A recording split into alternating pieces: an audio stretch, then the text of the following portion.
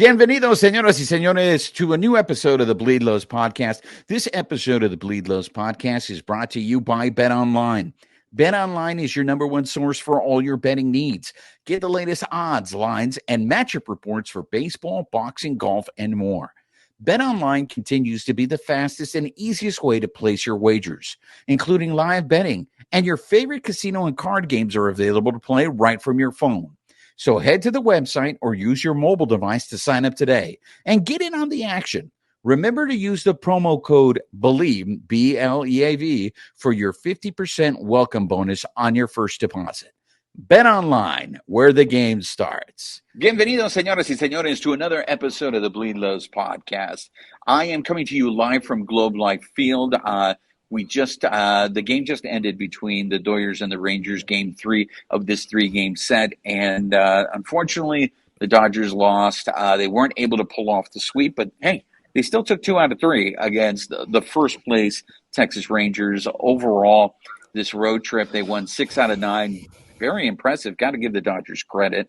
I'm coming to you live from the press box here at Globe Life Field. So if you guys hear anything in the background, if I get interrupted, if I go on mute unnecessarily, you know why. We are joined by La Reina de Playa Larga, Amy Cuevas, and Babyface. So let's get right into it, guys. I know people wanted the sweep, but look, 2 out of 3 against the first place team overall in this road trip. I mean, the Mets, it turns out, aren't very good. But that was a team that was desperate and needed to win, but the Dodgers took care of business. I was very impressed with their wins against the Orioles. If anything, I think what's happened here is the Dodgers have showed that these other teams that are supposed to be top teams in the American League are a little bit flawed. So I think that to me is hopeful that if the Dodgers do end up facing any of these teams in the American League, none of these teams are perfect. None of these teams are world beaters. I know we heard a lot of talk, and I don't know, maybe we're just not giving the Dodgers enough credit. I mean, up until Sunday's game, they had outscored the Rangers, I think, what was it, 27-8. Reina, what were your thoughts about the series in Texas? It looked like they were firing on all cylinders. Like all of those little kind of herky-jerky starts that we had this season, it felt like it finally all came together with this series, whether it was the coincidence of Freddie's dance that everybody's doing, just having a little bit more fun, that adding to it. But they were doing a really great job just hitting the long ball, but also playing small ball. They put it all together in this series, it feels like. I want to get to the celebration, the dance celebration, a little bit later. Babyface, what is your impression? Because I know you are already poo-pooing the Rangers. I mean, what did you see here? I mean, is it time? I keep hearing this, I feel like there's so much doubt that the Dodgers are a good team, but yet they beat 2 first-place teams in back-to-back series in the American League. Do we need to stop? I know people say, well, according to the Dodgers record, they're good. Aren't we? The Dodgers are good, aren't they, Babyface? Yeah, I mean, I think they're real good. I think the problem has been is because they've had so many issues with the starting pitching, right? So many injuries. So it's like, well, how can they keep doing that? How can they keep winning? And somehow they managed to do it, right? I mean, today they didn't get the greatest starts from Emmett Sheehan, right? So that's kind of been the thing where it's like, oh, well, we're not getting a good start from the starter, right? But as of late, the bullpen has been able to help them out. I mean, that's one of the things, though, we don't want to get into that, seeing that same thing again where the starter can't give them, 3 or 4. You only give them 3 or 4, and then you got to put all that on the bullpen. And then we've seen that's kind of where it hurt them a couple weeks back, right? When the bullpen was really struggling and we were saying they were overtaxed, right? So, I mean, I think the Dodgers are a really good team that, a lot of people haven't given them the credit, and I think the Dodgers are right up there, kind of right up there, like as last year, right? I mean, they might not get 108 wins or whatever, but they're going to be right up there at the end, and they're in first place out of the break. They've come out hot, and they just got to keep it going. I want to get into the trade rumors in a minute or so, but I just want to finish up with the series here in Texas and a couple other things that I went ahead and I observed. in this two-game series. I'm really glad that Johnny DeLuca is given a chance.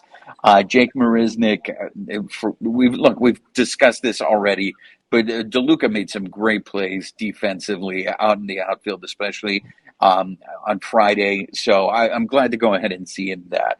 But in the last episode, and this is the reason why you guys need to listen to this show, and you need to listen to our show over all the other Dodger podcasts, because what happened in our last episode? Didn't we talk about Max Muncy? We were talking about the Max Muncy bashing, and that how we maybe needed to see him be dropped in the lineup. I want to bring this up because Max Muncy had a very good series in Texas. And on Saturday, people were still trying to figure out, like, well, what is it? Is it the fact that he was back home? It was home cooking. To me, it speaks to the psychology of sports. I don't know if it was just a simple comfort or the fact that he had some confidence being here. There's two things I want to segue to, but I want to finish on Max Muncy because I thought Dave Roberts said something. He told us this morning in the pregame scrum that Muncy had shortened his bat a little bit. And because Max Muncy had shortened that bat, that's why he was having a little more success. Reina, what did you see from Max Muncy in this series? Is this something, I guess that's the same question we need to ask ourselves, is we've seen these streaks before from Max Muncy where he gets hot, but he can't seem to sustain it. What are you seeing? Is this the beginning of another hot streak for Muncy? I mean, it could be. I'm looking at his batting average overall. It's 196, but if you look at over the last 7 games, he's at 200. The last 15, he's at 224. So he's definitely heating up. But I mean, to give him credit, whether we drop him in the lineup or we move him back to like the 9 hole so that he can bolster Mookie, he still gets on base walking. And so he did that. He was connecting with the ball better. He was seeing it better, but he's also still walking and getting on base. So I think that's contributing to it. And then if you add playing a little bit of small ball to that, we're moving people over. So if he's already on base, we're bringing people in. And he beat out a couple throws there. Like, he's still got some speed. Like, he moved to get to first and second in this last series. So, Babyface, is it, let's just be honest, is it Max Muncy heard us talking about him and that's what inspired him, that he needed to do better? Because he is a friend of the carne asada, and I'm sure he doesn't want to disappoint us. What did you see with Max Muncy this weekend? Yeah, I mean, I think we mentioned it. We were talking about moving him in the order, but we mentioned he can get hot at any moment, right? Like at any moment, Max Muncy can go off, and we saw it this weekend, right? He had the grand slam in today's game, and he had another home run the other game. So we know he's capable of hitting the long ball and getting those hits. I mean, the only thing I want to see, right, is just get that batting average up a little bit more. I mean, I'm not going to expect him to hit 300.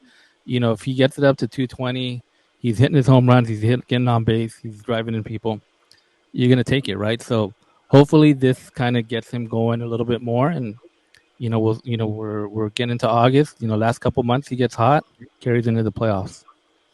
And I think the Dodgers are going to need that bat to heat up and stay hot, because we got an update, a very late scratch. JD Martinez was scratched from the lineup with a left hamstring tightness. Dave Roberts has already told us that he's not going to be playing in Monday back in LA against the Azulejos. So back-to-back days. We were talking about this off air. I've heard this story before. And one of the things that we're going to get to in a little bit is when it comes to injury updates, especially from the Dodgers, how much can we trust them? I am seeing, and I know this is what people are going to start calling me the Prince of Darkness, but I foresee that JD Martinez is probably going to be down for 2 weeks. The Dodgers are always conservative, and that guy is having a great season. He's a big bat. It's a hamstring. You don't want this lingering for the rest of the season, especially as we get closer to the playoffs. You don't want to lose JD Martinez for a longer period of time. Right now, the Dodgers are 4 games up. All of a sudden, they're 4 games up in the division. So you have a little bit of a cushion. So I have no problem with the Dodgers being a little more conservative with JD Martinez in terms of his hamstring issue. So Max Muncy starting to heat up, I think, is very important because if Martinez does miss a lengthy period of time, they need a bat to replace the bat that they're going to lose with JD Martinez. One of the things I want to share with you guys that I saw out here in Texas, and I want to get your guys' opinion on this. I know we've talked about the fear of losing Clayton Kershaw to the Texas Rangers. And you saw it with Max Muncy. He gets to, he's from Texas. He got to sleep in his own bed. You see what that comfort did for him. He had a very good series about Texas. All I'm saying to you guys is playing in your hometown, and I know this doesn't apply to everybody, but there's something to that. I saw Clayton Kershaw with his family before the game. They were coming through the tunnel. They were going to the field, and you could see the smiles on everyone in that family's face because they were home and they got to see, they get to see their dad. And there is something about that. Plus, there was a picture floating around. I saw it myself. I'm kicking myself for not taking this picture, but there's this photo floating around on social media where you saw Clayton Kershaw and Dave Roberts talking to the Rangers, Texas Rangers GM Chris Young. Now, I'm not going to sit here and say this is tampering, but obviously there is a relationship there between Kershaw and the Rangers GM Chris Young. Now, Kershaw has always said this, and he's never denied it. But I think both of these things can be true. I think Kershaw loves playing for the Dodgers, but at the same time, the lure of playing at home, I think, is very, very real. Reina, I mean, is there any truth to what I am saying here that Kershaw liked being at home for these 3 days, saw a competitive Rangers team that hopefully will continue to get better? I know we've already had this conversation before, but did you see anything this weekend where you're just sitting there scratching your head going, oh no, I think Kershaw's starting to feel a lot more comfortable in Texas? I think you're right. The two are not mutually exclusive. If we can get him to retire as a Dodger, if he can retire as a Dodger, I think that's very high on his priority list. The only way we lose him is because his hometown is in Texas, because he knows the general manager and his family's there. Like to me, that's the only way, because of the integrity he has as a player and the love he does have for the Dodgers. Is do you want to be closer to your family? And you could see that in his demeanor throughout the weekend. So, I mean, I hope that's not the case, but I mean, there's enough articles floating around. There's his own quotes where he's mentioned it, but hopefully he stays in Dodger blue for, if he plays next year, for at least another year or so. Babyface, I know you've had this fear because you've brought it up before.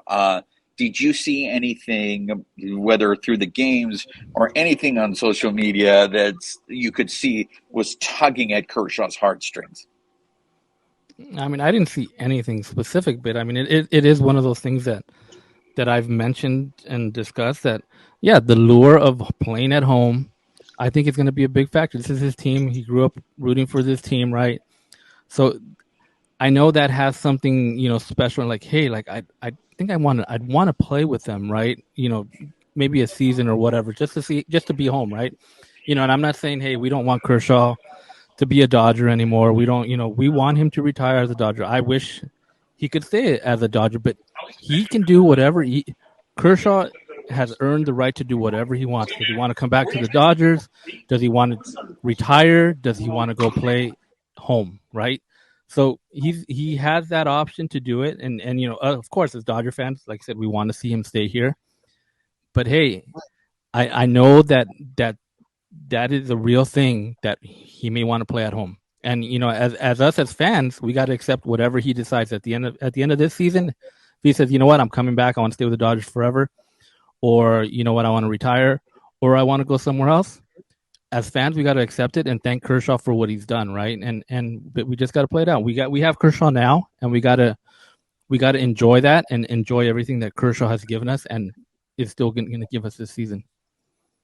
Yeah, I got to tell you, I don't know if I ever thought it was a reality. I thought logically it made sense, but I'm telling you, until I saw it today, and you see physically how comfortable he is, and to be able to have your whole family with you, I mean, that's got to mean something.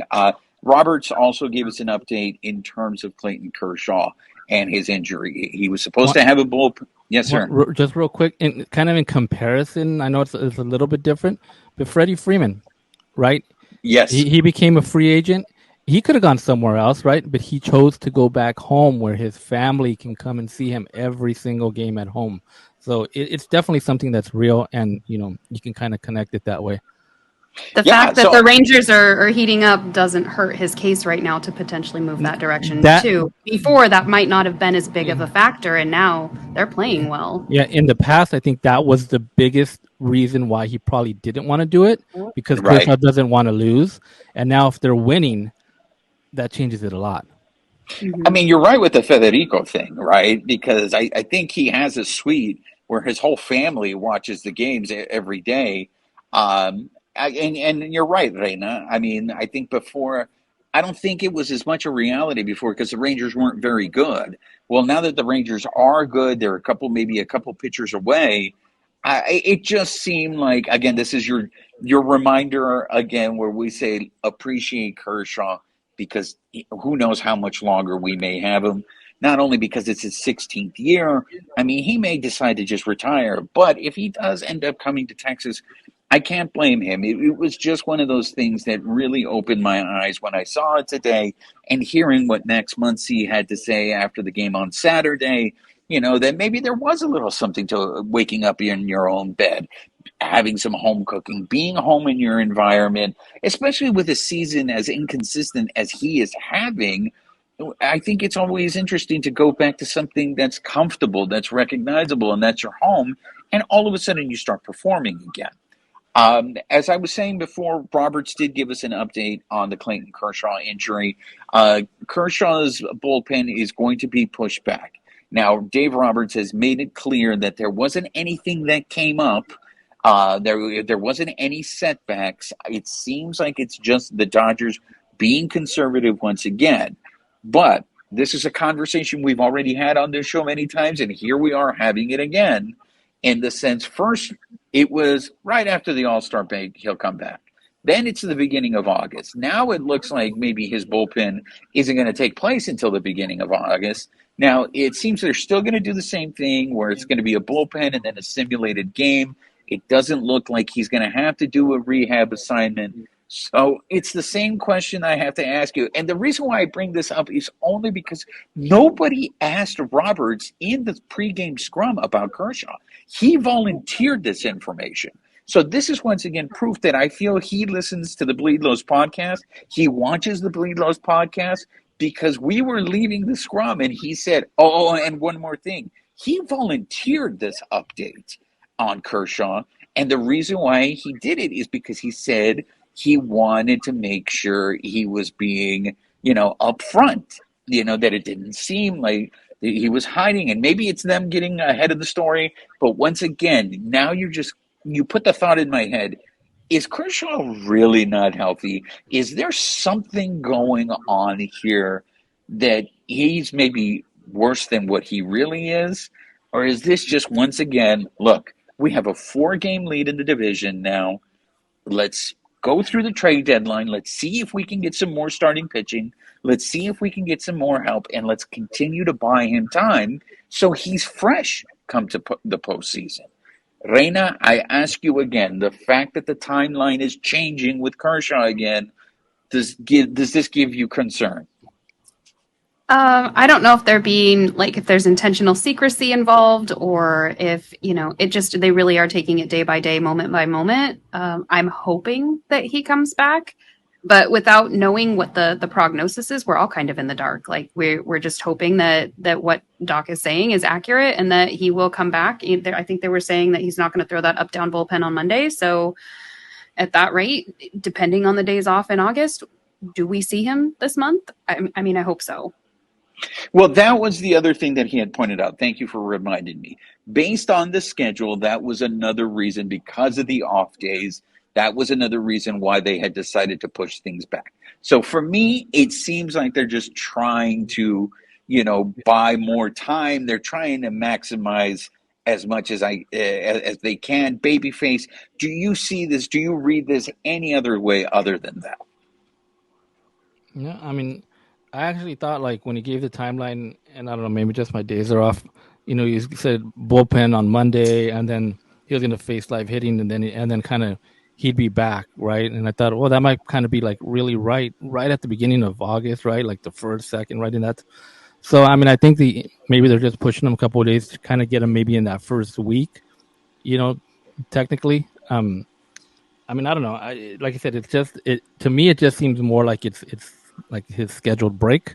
Whether it was however minor that injury is, or like you said, it's hard to say. But is it minor? Was it major? Because like you said, there's been so much secrecy to it, right? It's like not even Kershaw, not nobody on the Dodgers side really is kind of giving you a lot of what's really going on. So it's like we'll see. Hopefully August, rolls around in what about another 7 days or so, right? And let's see if Kershaw's in that starting lineup. Come towards that first week in August. They don't have a lot of days off though coming up. Like they'll have this coming Thursday and then they'll have the Monday, the last Monday in July. Then they go on a 13 game between homestands and away games. They're going to play 13 days straight. So, I mean, there's a lot of credit to what Doc is saying because they're not going to get a day off until August 14th. So, if you're not trying to stress him out, throwing him back in the rotation, that's something to keep in mind. They have 2 days off the entire month of August. So, maybe hopefully there's some merit, right? That's where the schedule evens out because in the month of July they had was it June or July babyface where they it seemed like they had every Monday off. So now, of course, everything is going to even out here. It's just another thing to keep an eye on. This gives us a really good transition into the trade rumors because I'm seeing a lot of this in social media, especially after the start that Emmett Sheehan had. That the Dodgers they need starters. They not. I know some people want more than one starter. They're talking about 2 starters. I think that's really gritty. I'm only going to say this is keep in mind, and I know this is I can already hear you guys groaning when I say this, but Ryan Pepio is doing a rehab assignment in the minors, and so is Noah Syndergaard. I'm trying to think the way the Dodgers front office thinks, okay? Because I know that you guys, nobody wants to see Syndergaard back there, right? But Emmett Sheehan, what I'm seeing with Emmett Sheehan, I'm curious to see if you guys are seeing the same thing. I mean, the guy, first of all, this is his first loss. As poorly as he's looked the last few starts, this is his first loss in the major leagues. He did not look sharp at all on Sunday against the Rangers. And for me, it seemed like it was a command issue. Obviously, the walks have really been hurting him lately in his last few starts, but he is leaving the ball over the plate, and these are major league hitters. At the same time, I want to give him credit because this is a guy who made the jump from Double-A to the major leagues. I don't think anybody I hate to use the excuse. He's not even supposed to be here. But for me, the issue is with command, with Emmett Sheehan. Reina, what are you seeing with Emmett Sheehan? I mean, that's definitely the case. There was a lot of Twitter was a flutter during the game. I think we just have to remind ourselves, like pitchers again are going to have good and bad days. This kid jumped from Double-A to the majors, and he's holding down a starting rotation spot. We got to give him some grace. Is it great when he's giving up hits? No, but I mean the kid's doing his best. I just feel like we need to give him a little bit more grace with time in the majors. Babyface, it seems apparent that if the Dodgers do acquire some starting pitching, Emmett Sheehan is going to be the one being sent down. If that's the case, if this is the last we see of Emmett Sheehan in the season, what have you been your thoughts on Emmett Sheehan? I mean, we're discussing it today. I mean, he burst on the scene, right? He comes up, he has that no hitter his first game, right, and deep into the game, and I mean, he's done, I believe, really, really good at this level, right? And obviously, you're gonna have your hiccups, and he went through it today, but he's shown that he could bounce back. So if he comes back, has another start, I kind of expect him to see how he reacts in his next start. But yeah, I mean, when you got Pepio, looks like they're trying to build him up, get him up to 5-6 innings, and then you got Syndergaard. I mean, I'm thinking they might, just give Syndergaard another shot, see how he comes back and see how he does. Run him out there and see if he can give him anything. And if he doesn't, then you take him out and move on, right? But I think I'm pretty sure they're gonna give Syndergaard another shot back in the rotation, and then like you said with Pepio, and then if they make a move and they get someone else, that's 3 starters right there that you're plugging into the starting rotation. That's why when I hear that the Dodgers need 2 starters, that the Dodgers are going to go get all this starting pitching, that's why I'm sure they're going to get one. And now, whether it's going to be, I don't think it's going to be. Let's say I'll be pleasantly surprised if it is somebody like Giolito, but Giolito is not throwing elite numbers. His ERAs is in the threes, right? But because of the fact that they're going to use Syndergaard and they're going to use Pepio, and I think it's about getting just getting to the end of the season, right? And that's why, in terms of the trade market, I'm very, very, I find that I'm very doubtful that they'll get 2 starters. Also, just because of the price of getting 2 starters. One of the other things that I in terms of the trade rumors that are going on here with Pepio and Syndergaard, I just want to throw this out to you guys. In terms of getting ready for a rotation in the playoffs, you hope that Kershaw comes back. Kershaw is your best pitcher. He's got an ERA of 2.55. I keep hearing that right now, the way this rotation is, as it stands, the best pitcher on the rotation is Bobby Miller. Okay, Bobby Miller's ERA is over 4. Now, I know that's not the case anymore, but going into the start on Sunday, Emmett Sheehan's ERA was in the high 4s, right? Do you know who has, and then Julio's ERA is in the 5s. Do you know who has the best ERA outside of Kershaw in the starting rotation, guys? Tell us. Tony Gonsolin. Tony Gonsolin's ERA is in the 3s.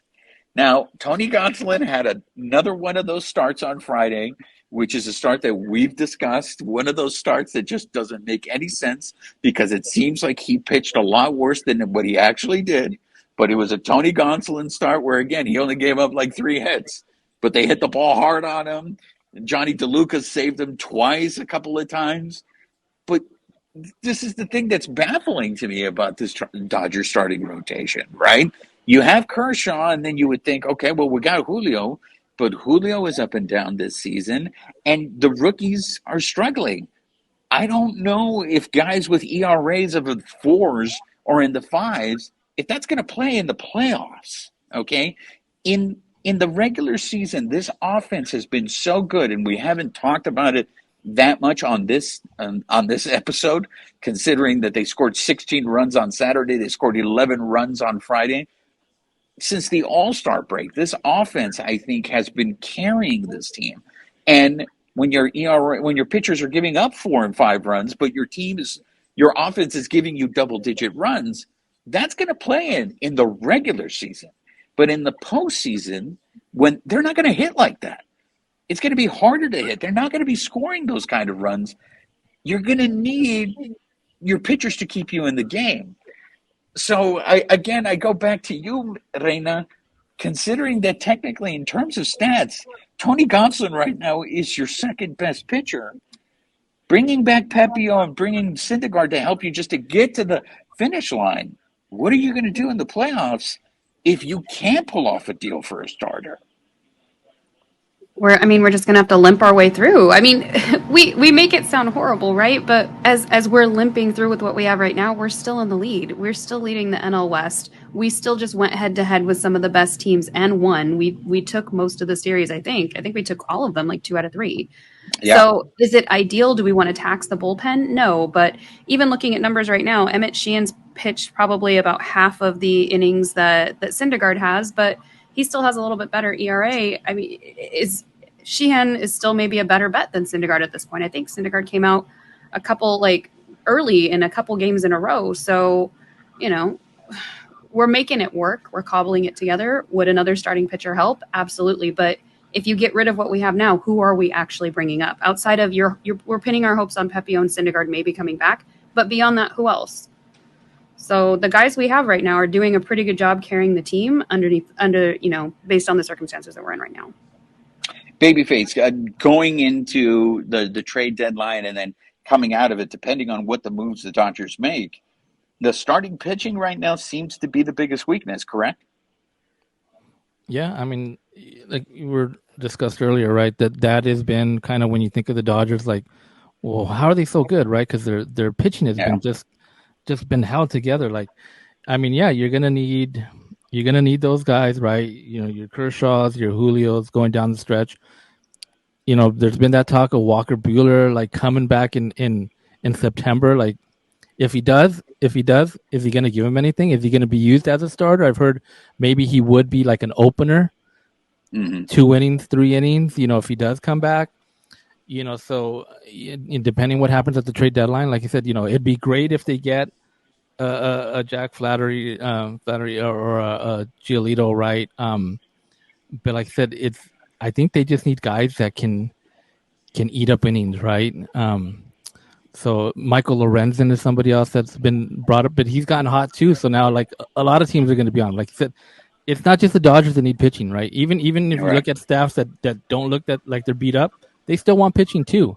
So it's going to be hard to get one guy, right? And to try and get 2 guys, I mean, I think that's going to be a lot to ask. This is where the Prince of Darkness comes in, right? I'm not expecting anything from Buehler.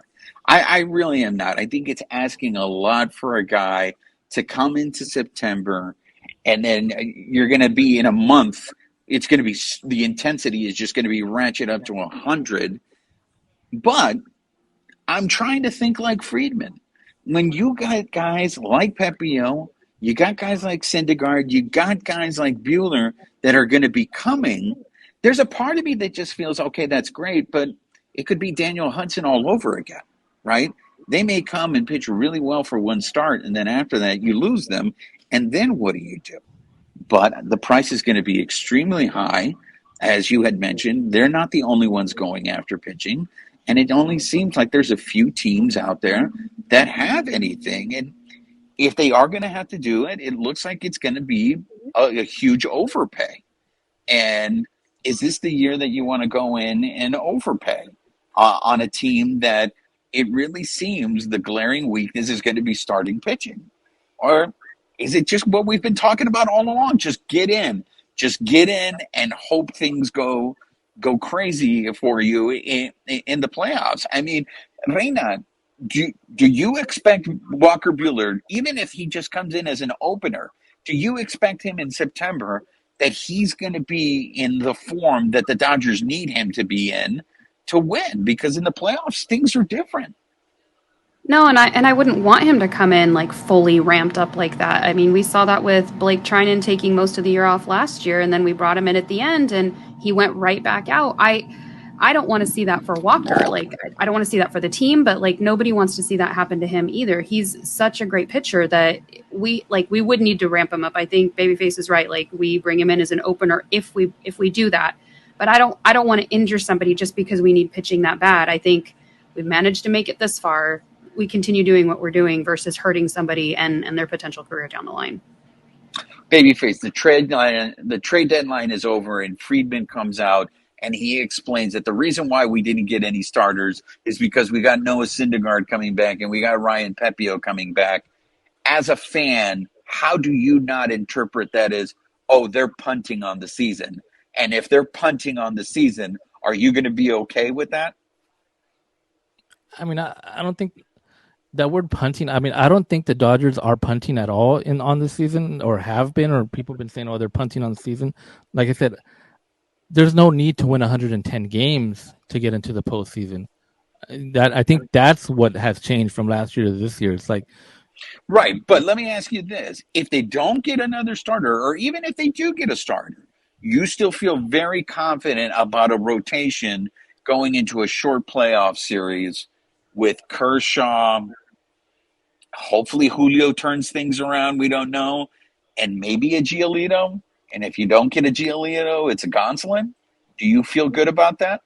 because that's I what mean, this is about, right? Because it's about winning the World Series. So I think it's an foregone conclusion. We're getting into the playoffs, but what moves can we do now that are not only going to help us get through the rest of the season, but they're going to help us in the playoffs? I mean, here we are almost August, right? And look at the pitching staff, right? And Yeah. where are they? Where are they in the season, right? They're in first place, right? So I think once you get to the playoffs, yeah, it totally changes, right? But if Kershaw goes out there and he gives them 5, 6 innings, keeps them in the ball game, you know, and even if they don't score off whoever they're playing their starter, if they could get to the bullpen, right, that's where you want to be at, right? And same thing with Julio and Gonsolin, same thing. We just don't want like Gonsolin to like implode, right? If he goes out there and pitches a Gonsolin game, but he only gives them 4 innings, 5 innings, but he keeps them in the game. I think that's what they're going to want every single time in the playoffs. So if these guys continue to do that, I think it's going to be up to the bats in the playoffs in the late innings. That's what we need to see in the playoffs, right? If the pitching keeps them in the games, we need to see the bats come alive in the playoffs. Reina, I know it's July and we're talking like it is October, but isn't I don't feel it's looking too far ahead, but if we're general managers, that's what this is because we don't have another trade deadline. Like this is the last chance that you have to improve your team. And again, having players return from injury to me is very it's 50-50. I mean that's risky. And you gave a great example with Blake Trinan because I feel like that's kind of what happened with the Dodgers last year too, where they were expecting these guys to come back from injury to do things that is on the back of their baseball card, and that didn't happen. So aren't we really, even though it's July, aren't we really talking about what are we doing in October?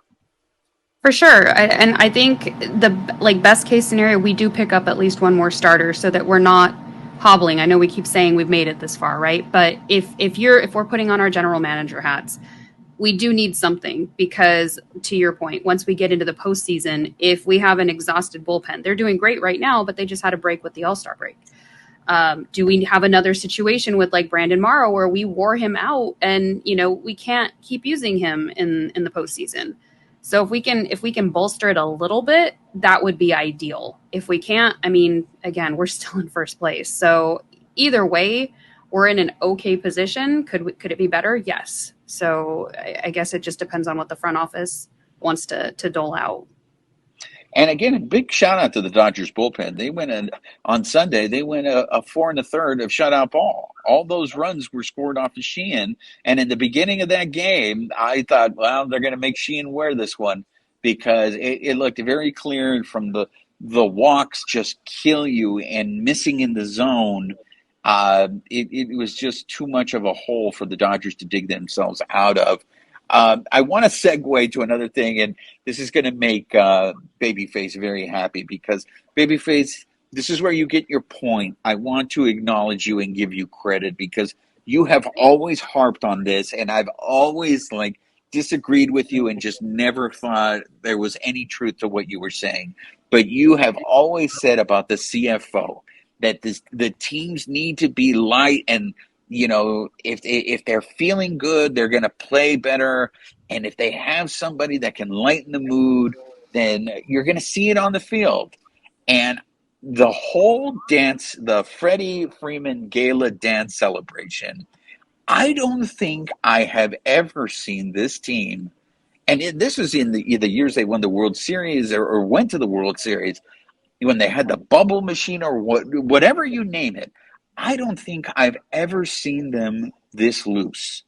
I mean, the fact that everybody is doing that dance celebration and even the serious red asses on this team, Babyface, I want to digress to you. I give you your point. You're absolutely right. Do you think the dance celebration is maybe something that's going to turn and make this team just go on a ridiculous run that we've seen these Dodger teams in the past do in the summer?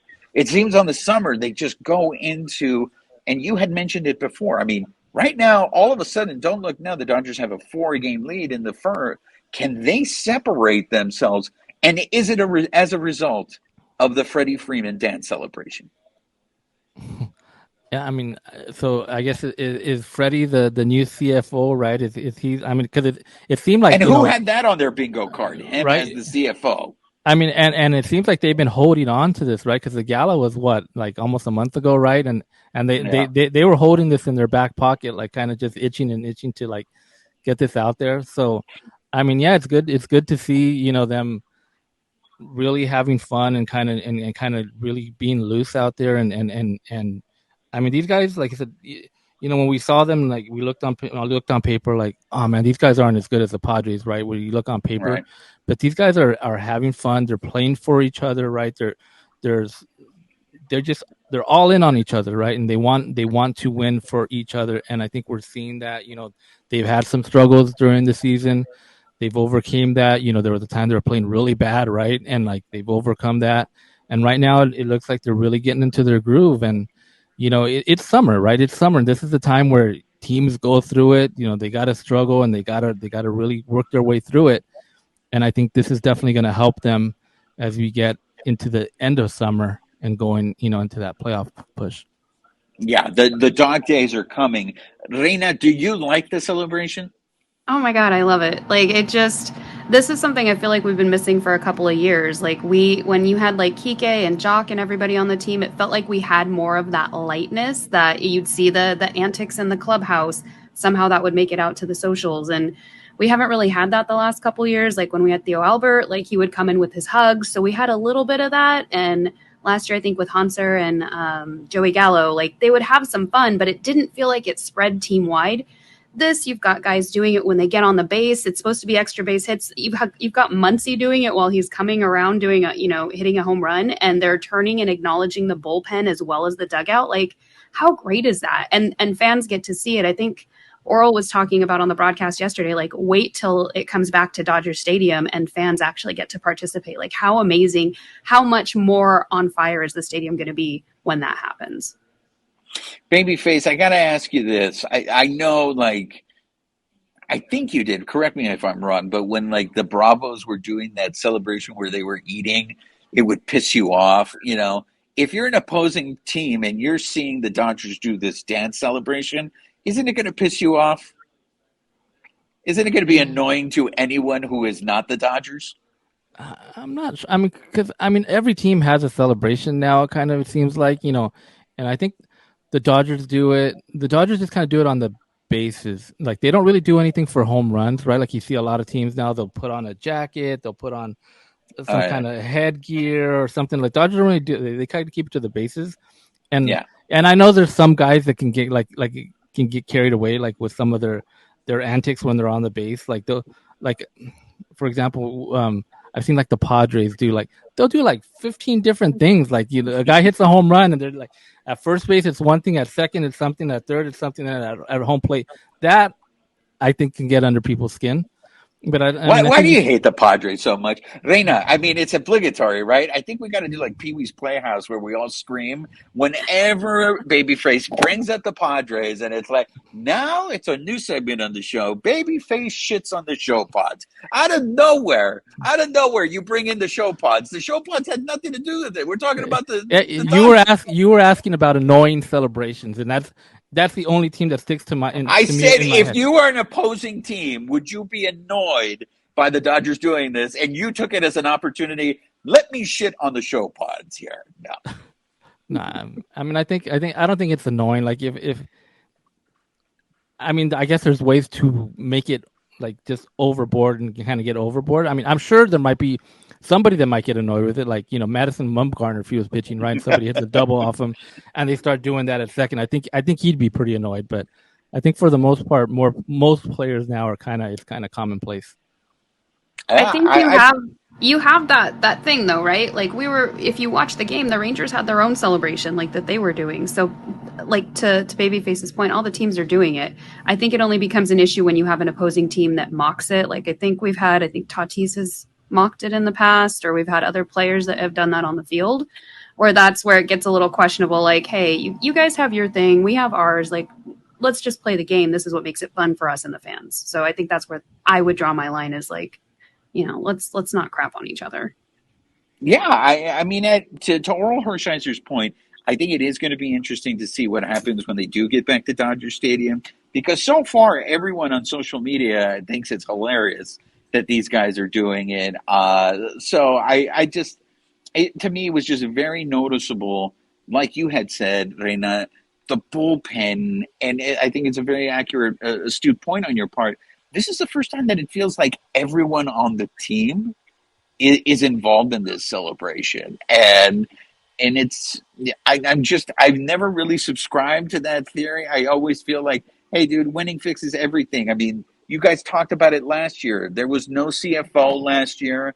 They were by the business and they won 111 games. It's just But like don't tell me like that team's not good. I mean, you, they won 111 games. you know what also makes it kind of different is I think it, and we kind of saw this with Muncie. It kind of takes players that are kind of just more hard nosed.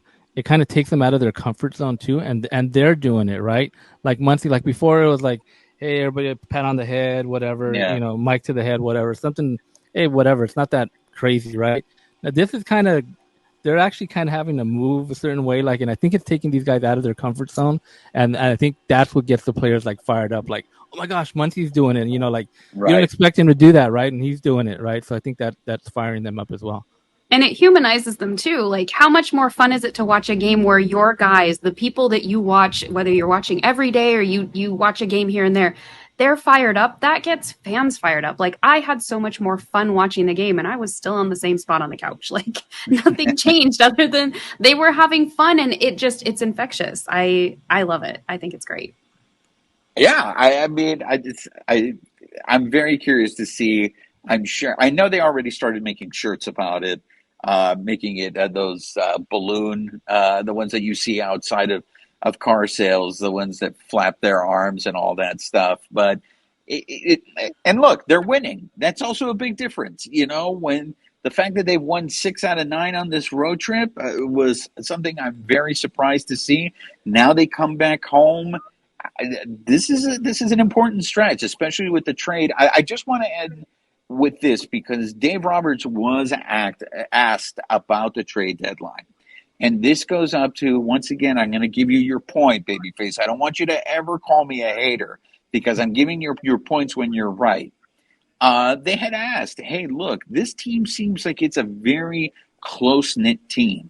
And I know I've seen this online before where a lot of people have argued the point where, hey, when you make the superstars happy, the rest of the team is going to be good because you bring in like Jason Hayward, you bring in JD Martinez, guys that had relationships with Federico and with Mookie, that kind of stuff. You've said this before in other episodes, babyface, the culture, the Dodgers culture, signing specific guys that maybe complement the talent that you already have on the team.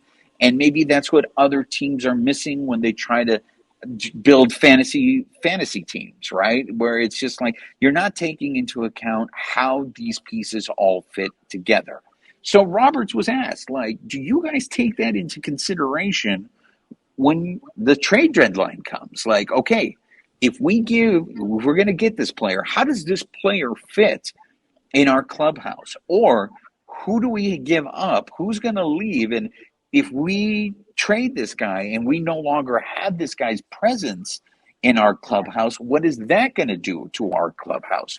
Reina, do you think that that's something that Friedman takes into account? Because Roberts made it seem like they do think about that stuff. Like, is it going to hurt us? Yeah, maybe we're going to have someone else who's more productive, but the intangibles that this guy brings to our team are important to our team.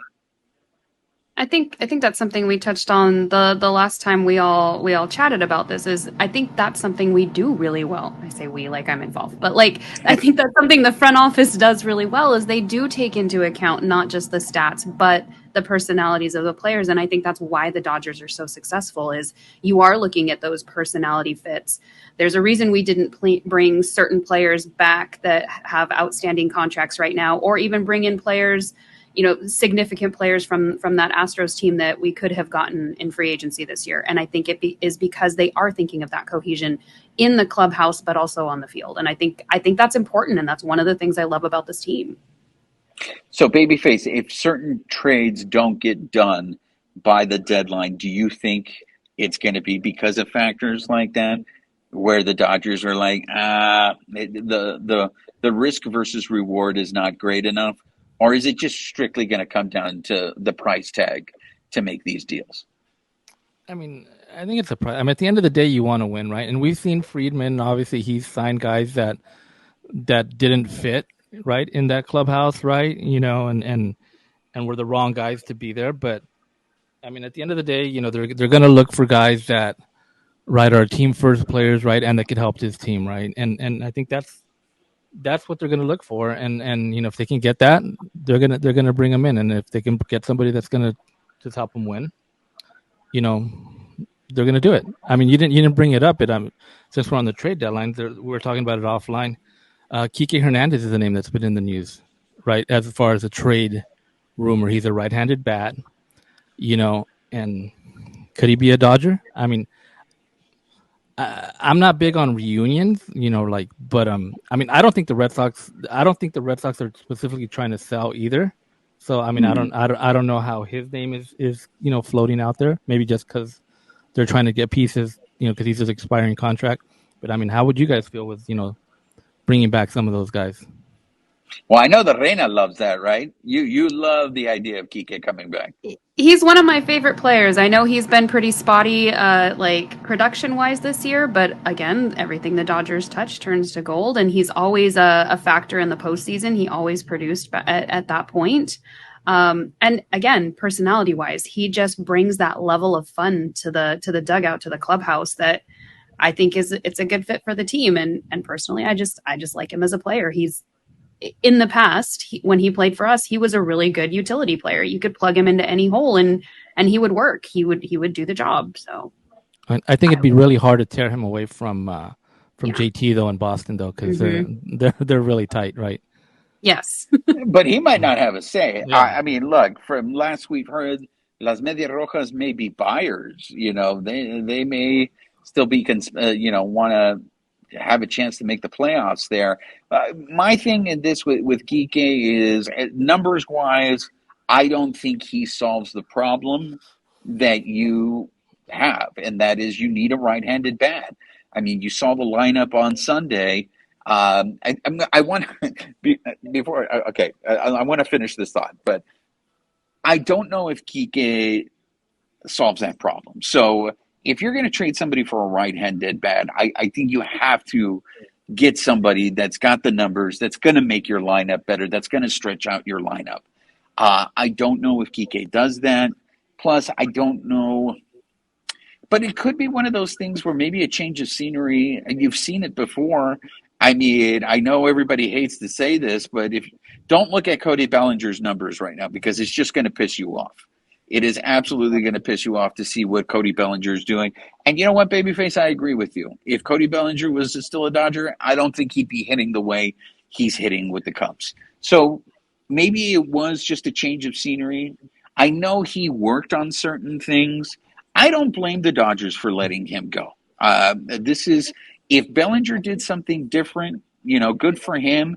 Why didn't he do it when he was with the Dodgers? That's one of those things where I don't blame the Dodgers for that. So maybe Kike coming back, maybe, it's a change of scenery. He feels more comfortable. It's like the same thing that we were talking about at the beginning of the episode with Muncy. Like, who knows? It's just like the simplest thing can all of a sudden change things for you. I mean, you guys mentioned it. This whole dance celebration, maybe guys who were trying too hard, guys who were pressing, maybe all of a sudden this dance celebration has just made them lighten up, and they're not overthinking things now, and all of a sudden that's what changed things for you. So it'll be very interesting.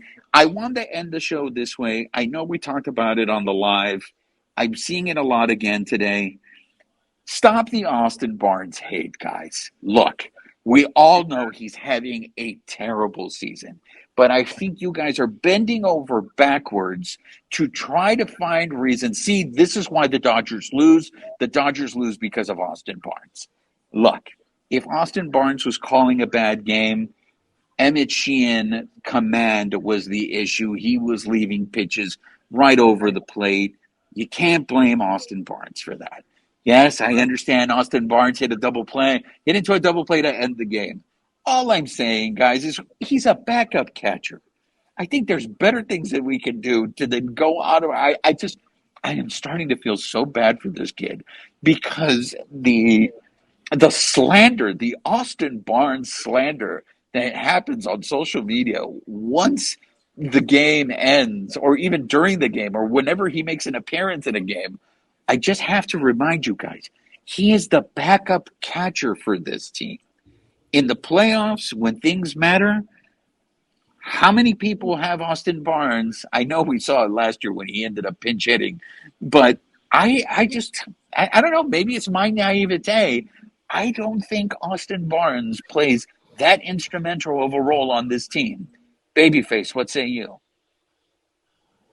I mean, obviously, you'd want to see Austin Barnes doing better, and he's the first one to tell you, "Yeah, I want to do better myself too," right?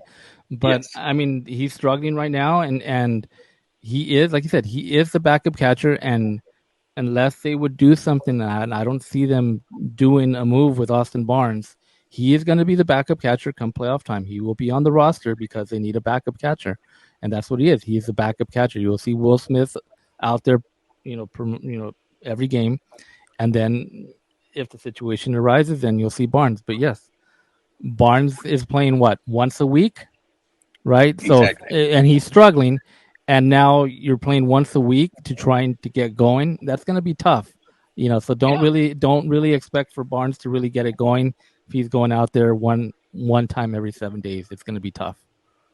Reina, I know you've seen the math that they do to blame him for Chernobyl. I think he's responsible for every natural disaster on the planet. I mean, what are your thoughts on the Austin Barnes situation? I mean, I guess I look at it two ways. The numbers are one thing. I mean, as a fan, they're frustrating. They've got to be even more frustrating as the player themselves. But he goes out to play when Dave Roberts puts him in the lineup. So if I think we were talking about this offline, like if he's struggling, with either the yips or just, maybe defensively, he's still got to go out and play. It doesn't matter, what his numbers are, how he feels about it. When Dave Roberts puts him in that lineup, he's got to go out and play and do the best that he can. So we can be frustrated with the stats, but I think we need to remember that he's human and he's doing the best he can. I will end the show with this. If Will Smith was hurt and we had to turn to Austin Barnes, then what I would say to all of you is, okay, maybe there's a point to what you're saying.